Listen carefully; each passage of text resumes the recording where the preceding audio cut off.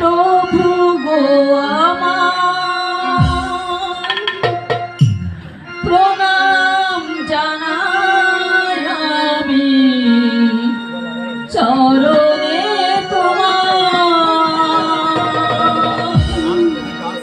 জীবনের সার তুমি প্রভু গো আমার প্রণাম জানাই আমি চরণে তোমার প্রণাম জানাই আমি চরণে তোমার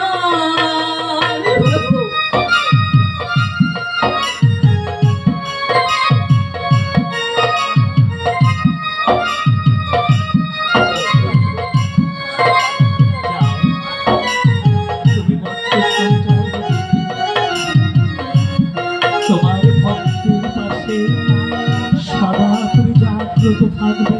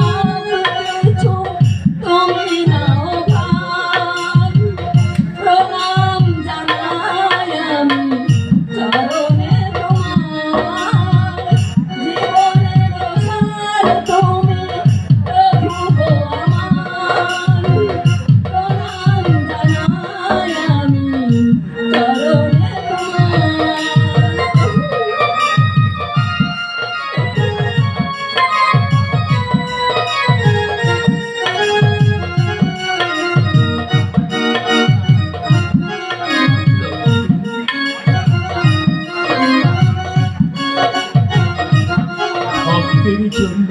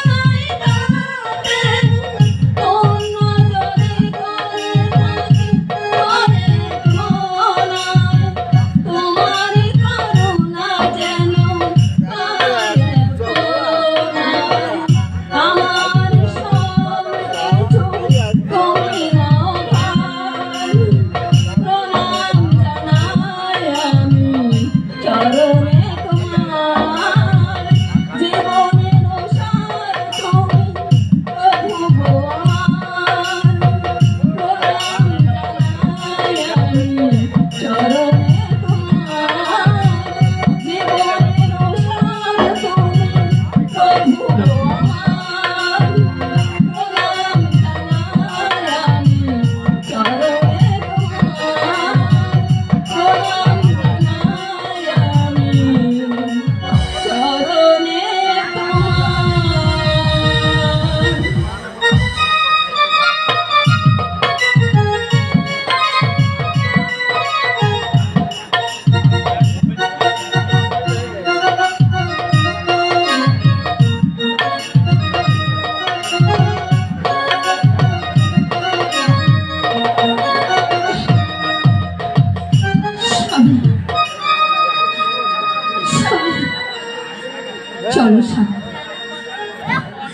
রাজ্যে রাজ্যের সবাই ঘুমিয়ে আছে। এই সময়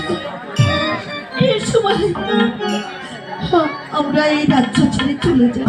হ্যাঁ, তাই এই প্রাসাদে থাকবার আর কোন অধিকার আমাদের নেই। চিন্তা আমরা এখনই যাত্রা করব অজানা পথে। জানো চিন্তা? স্বামী, কিন্তু স্বামী, হ্যাঁ? আমার এই প্রাসাদ ছেড়ে যে যেতে ইচ্ছে করছে না। না গেলে তো হবে না। এই যারা বেঁচে আছে হয়তো আমাদের জন্য তারাও মারা যাবে, তাই তাদের মতন কথা চিন্তা আছে। স্বামী, না। আমরা চলে যাব। চিন্তা, তুমি এক কাজ করছি, চিন্তা বলো, এক কাজ বলো, বলো স্বামী, কি কাজ করবো? তুমি তুমি আমার সঙ্গে যেও না। তুমি তুমি তোমার বাবার বাড়ি চলে যাও। হ্যাঁ, বাপের বাড়ি। জানো, তুমি তো জানো আমি সব কিছু নীরবে নিভৃতে সহ্য করে দিতে পারি, কিন্তু তোমার এই কষ্ট আমি সহ্য করতে পারি না। তোমার কষ্ট আমি সহ্য করতে পারবো না। তাই তাই তোমাকে বলছি, তুমি তোমার বাপের বাড়ি চলে যাও। বলতে পারলে, যাও, বাপের বাড়ি চলে যাও। যাও। বলতে পারলে তুমি? স্বামী, সত্যি করে বলো তো, বিয়ের পর থেকে একটি দিনের জন্য আমি তোমাকে ছেড়ে বাপের বাড়ি গেছি, তাহলে কেমন করে বললে আমি তোমাকে ছেড়ে বাপের বাড়ি চলে যাবো? তোমার স্বামী, হবে আমার রঙে গেলে। দুঃখের সময় যদি তোমার পাশে নাই থাকতে পারি,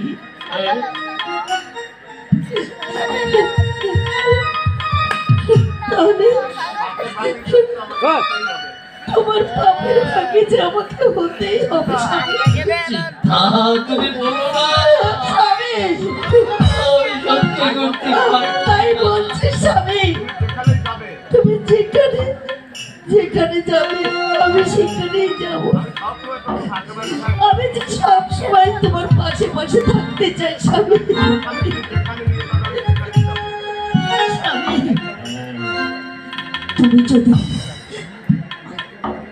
তুমি যদি আমাকে গাছতলায় রাখো, সেখানেই যে আমি স্বর্গ মনে করবো স্বামী। তবু তোমাকে ছাড়া আমি এক মুহূর্ত থাকতে পারবো না। কত কষ্টে যে কথাটা বললাম, এই মুখটার মধ্যে বড় যন্ত্রণা। যে সন্তান, যে প্রজাদের সন্তানের মতো আমি লালন পালন করে এসেছি, এই হাত দিয়ে সেই সন্তান সমতুল্য প্রজাদের আমি শ্মশানে চিতায় ফিরে দিয়ে এসেছি। আমি নিজের হাতে খাটনি করেছি, আর আমার চোখের সামনে তাদের মৃতদেহ পুড়িয়ে পুড়িয়ে ছাই। এটা কিন্তু সহজ দাহ, আমি কাউকে বলে বোঝাতে পারছি না। তুমি আমার সাথে থাকলে আমার কোনো কষ্ট হবে না। তুমি বলা চলো স্বামী, আর এক মুহূর্ত দেরি নয়। আমার আমার প্রজাদের মঙ্গলের জন্য আমি সবকিছু করতে পারি। রাত অনেক হয়েছে, কেউ যারা বেঁচে আছে তারা কেউ জেগে নেই, ঘুমিয়ে পড়েছে। চলো এই রাতের অন্ধকারে চোরের মতো প্রাসাদ ছেড়ে চলে যায়। দেখো দেখুন আপনারা, কাল আমি রাজা ছিলাম, আজ ভিখারির মতো আর রানীর হাত ধরে এই রাজ্য ছেড়ে চোরের মতো চলে যাচ্ছে। শুধু প্রজাদের মঙ্গলের জন্য আমরা থাকলে যারা বেঁচে আছে তারাও হয়তো বাঁচবে না এই শনিদেবের করাল। তাই তাই আপনাদের মঙ্গলের কথা চিন্তা করি আপনাদের রাজা রানী চোরের মতো এই রাজপ্রাসাদ ছেড়ে চিরজন্মের মতো চলে যাচ্ছে। বিদায়, চিরবিদায়। সুখে থাকুন, শান্তিতে থাকো আমার প্রজাগণ। আমি তোমাদের বিপদ চাই না, তোমাদের সুখের জন্য তোমাদের রাজা রানী আর চোরের মতো পালিয়ে যাচ্ছে রাজ্য ছেড়ে। সুখে থাকো, ভালো থাকো। এই অন্ধকারে চোরের মতো আমরা চলে যাবো। চলো চলো।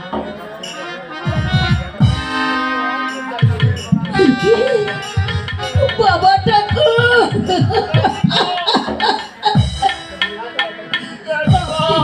আপনি এখনো জেগে আছে? আমি এখনো জেগে আছি।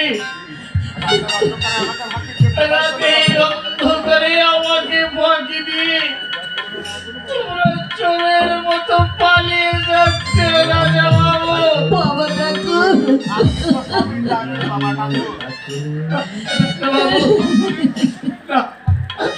রাজা বাবু না।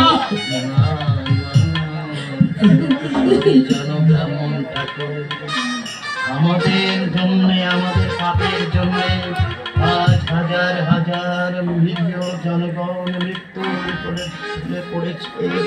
আমার জন্য আজ রাজ্যের এই অবস্থা। আমি যদি বিচার করতে না যেতাম তাহলে তো এই দুরবস্থা। তাই আমাকে তুমি বাধা দিও না। যাওয়ার রাজা বাবু, রাজা বাবু, রানীমা, হ্যাঁ ওমা, অনেক ছোটবেলায় আমার বাবা মা মারা গেছে। তাদের স্মৃতি আমার কিছুই মনে নেই মা।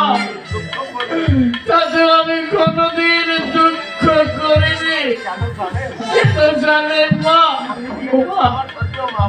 আমি ভুলে গেছি আমার ওই স্বর্গীয় বাবা মার কথা। শুধু শুধু আপনাদের দুজনকে নিয়ে ও সেই তোমরা আমাকে রাতের অন্ধকারে ফাঁকি দিয়ে চলে যাচ্ছ মা। মা তো এত নিষ্ঠুর হতে পারে না। আমি তোমার যদি মায়ের কাছে অনুরোধ করছি মা, তোমরা আমাকে ফাঁকি দিয়ে বাবা ঠাকুর, এমন করে আমাকে অপরাধী করবে না বাবা ঠাকুর। এই ছাড়া আমাদের যে আর কোনো উপায় নেই বাবা ঠাকুর। উঠুন বাবা ঠাকুর। বাবা ঠাকুর ওঠো।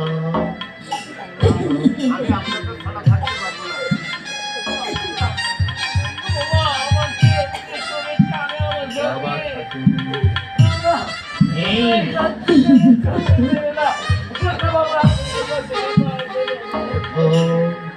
ওঠো ব্রাহ্মণ ঠাকুর ওঠো।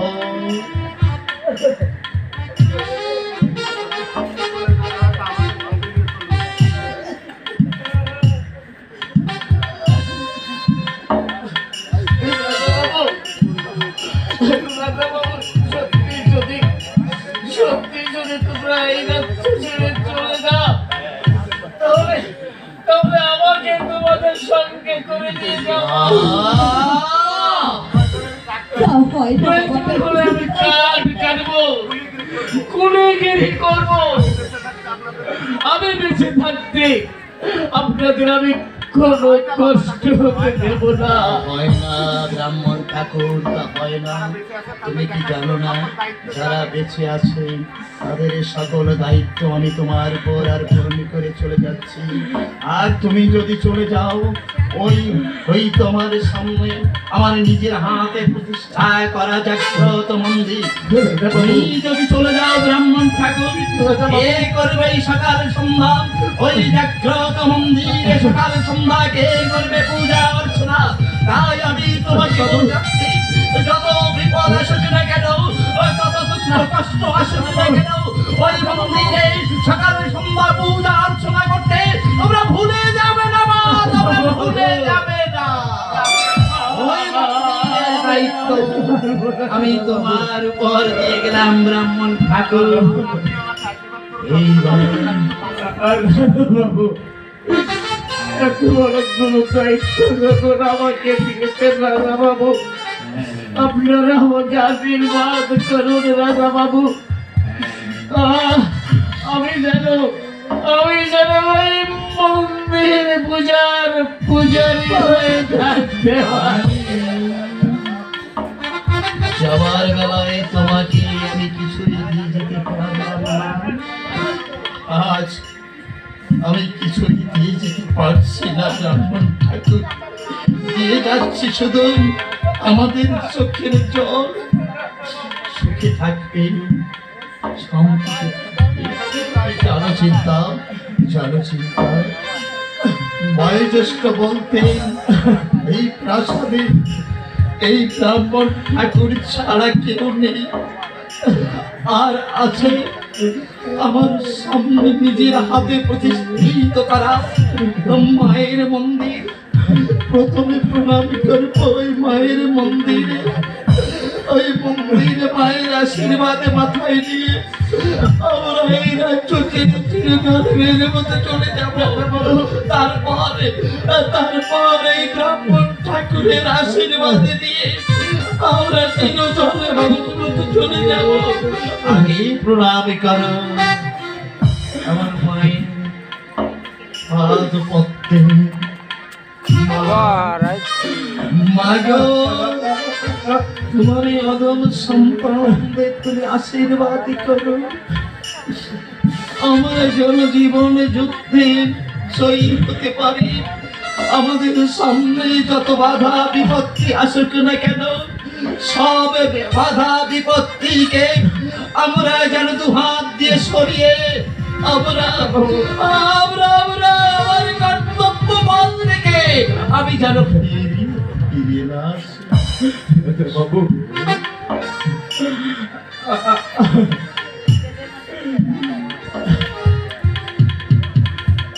রাধা কৃষ্ণ প্রীতি প্রেমানন্দ পার।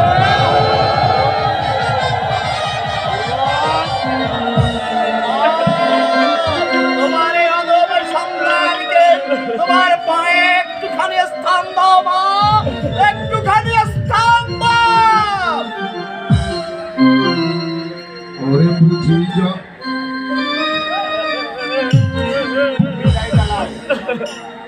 এইবার মায়ের আশীর্বাদ আমরা পেয়েছি। এইবার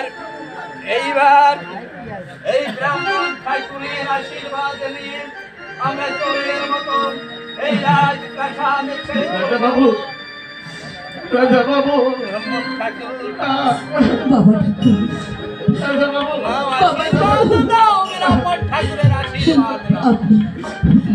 আপনি আমাকে আশীর্বাদ করুন। ও মা, আমি যেন জীবনে মরণে আমার স্বামীর পাশে থেকে তার হাত ধরে চলতে পারি। তুই আমাকে কি করে গায়ে ফেললে না?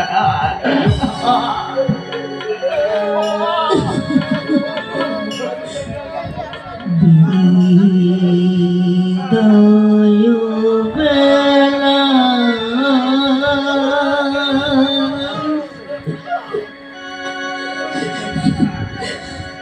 রেখে যাই বাবা,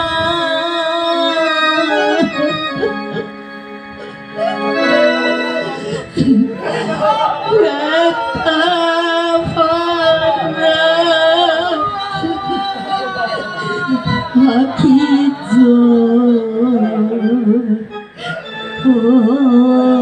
বাবা,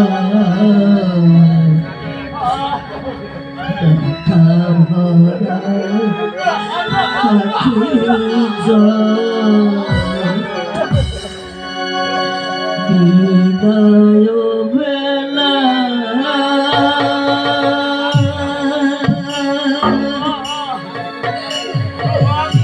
রেখে যাই বাবা, আখি ও বাবা,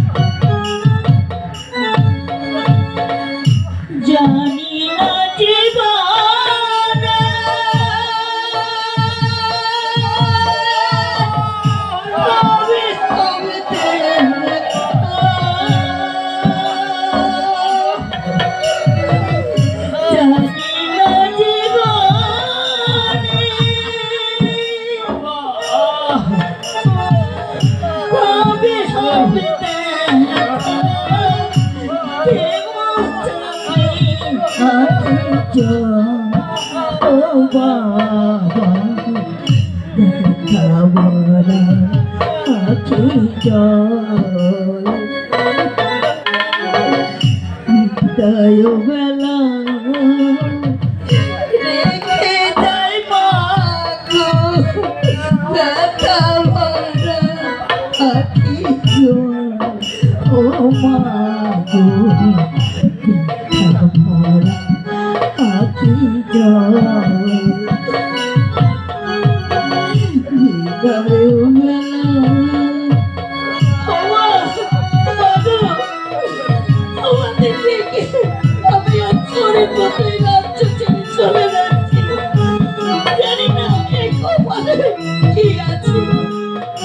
তোমাদের সঙ্গে আমার দেখা হবে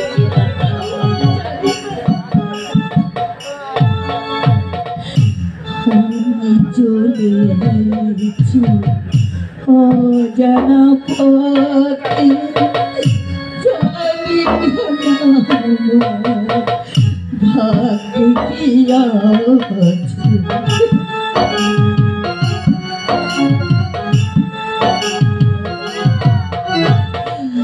আমরা চলেছি অজানা পথে জানি ভাগ্যে কি আছে পা চলে না ও গো মাতা পা চলে না ও গো মাতা হারিয়ে ফেলেছি মনে ভয় ও মা গো দেখা বলা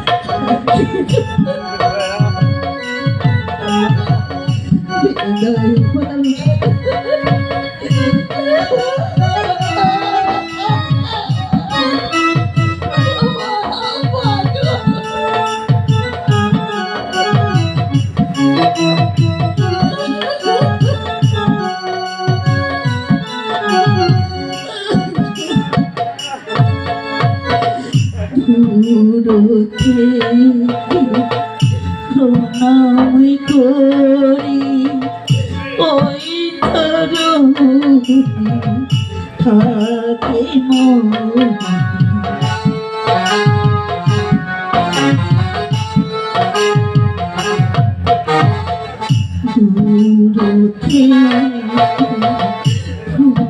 প্রণাম করি ওই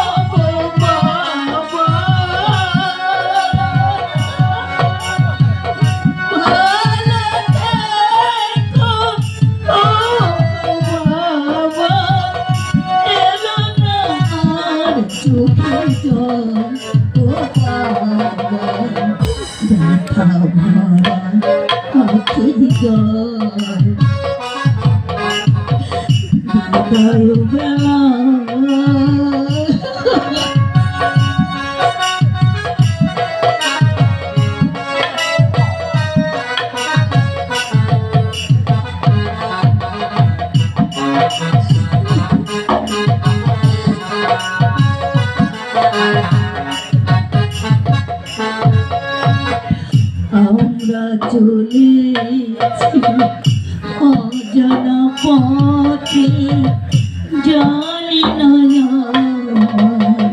ভাগ্যে কি আছে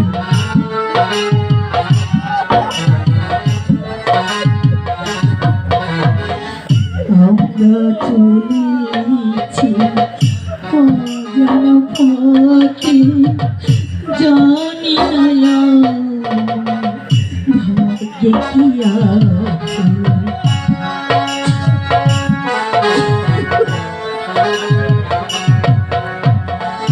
আমরা চলেছি অজানা পথে জানি না ভাগ্য কি আছে ভালোবেসো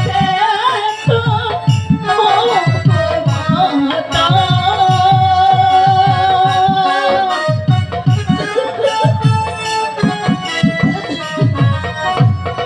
সুখে থেকো ও গোপিকা আরিয়ানার মনের জয় তোমার দেখা ভরা আখি জয় বিদায় বেলায় রেখে যায় মাগো দেখা ভরা আখি জয় তোমার দেখা ভরা আখি জয়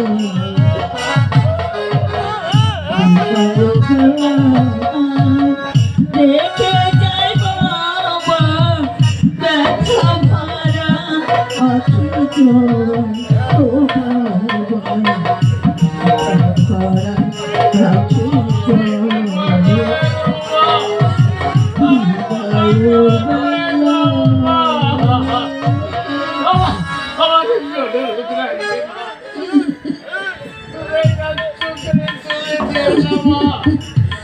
বাবা বাবা ঠাকুর এমনি করে বাধা দিল না বাবা ঠাকুর তুমি তো জানো স্বেচ্ছায় আমার এই সাজানো ঘরখানা ফেলে আমি কি চলে যাচ্ছি তোমাদের ছেড়ে কি আমার মন যেতে চায় না বাবা ঠাকুর চায় না কিন্তু তুমি চিন্তা করো এই রাজ্যের প্রজারা তারা তো আমার আর সন্তানের জন্য মা সব কিছু করতে পারে তাই তো তুমি আর বাধা দিও না বাবা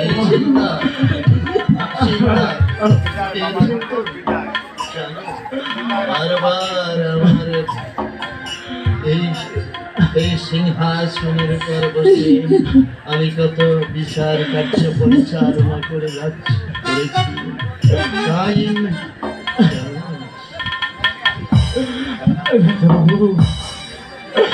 রাজা বাবু স্বামী স্বামী এই সিংহাসনের প্রতি তুমি মায়া করছো স্বামী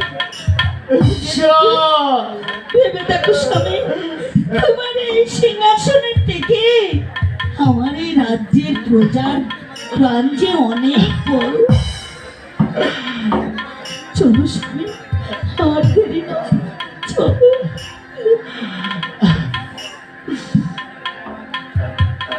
বাবু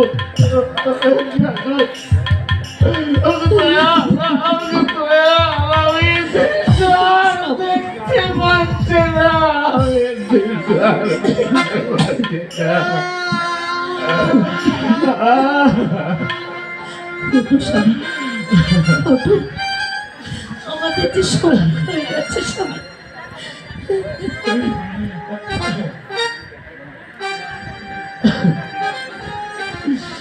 স্বামী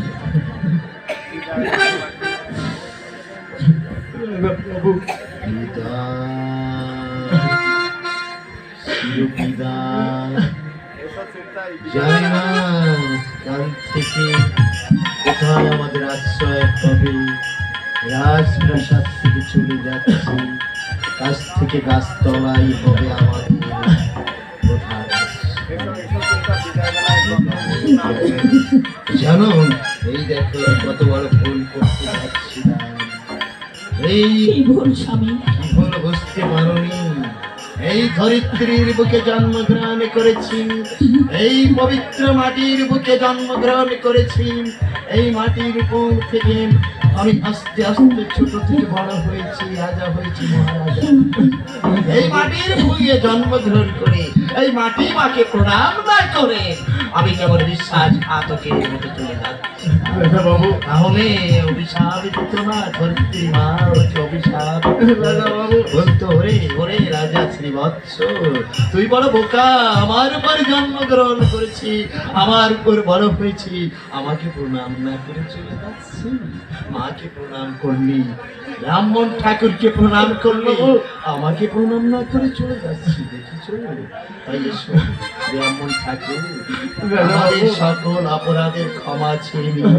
এই মা মাটি মাকে, এই ধরিত্রী মাকে, এই জন্মভূমি মাকে শেষ প্রণাম করে হাসতে হাসতে চলে যাব এই রাজ্য ছেড়েই ছিল অজানার পথে। রাজা বাবু, রাজা বাবু, রাজা বাবু।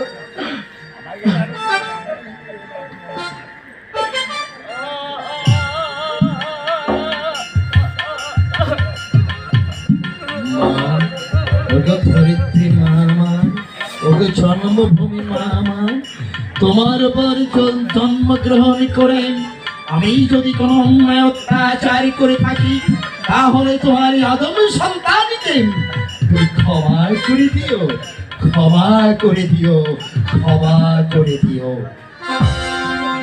ওরে বুঝি জানো মের সে